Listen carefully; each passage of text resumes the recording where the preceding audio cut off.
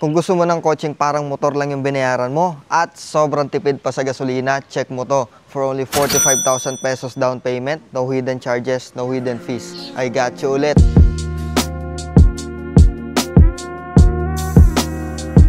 So this is the 2019 Mitsubishi Mirage GLX manual transmission. Exterior wise, fresh original paint at 15 inches alloy wheels, makakapalang tires. At sa harap, halogen headlight, may chrome accent yung grille at 3 ang ending. At sa engine naman, it's a 1.2 liter 3-cylinder pero hindi siya underpower kasi dual overhead cam na to at MyVec technology na rin.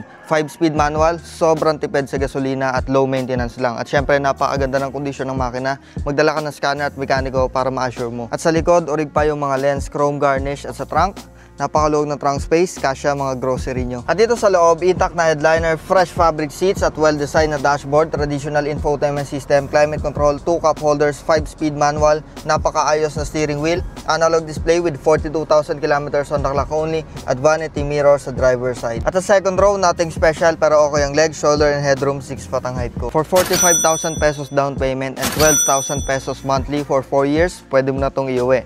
Sa cash naman, 388,000 pesos lang, mauuwi mo na to. One of the freshest and lowest in the market to. So kung gusto mo to, tumawag ka na. Huwag mo nang pakawalan to, reserve mo na. Thank you guys, peace out.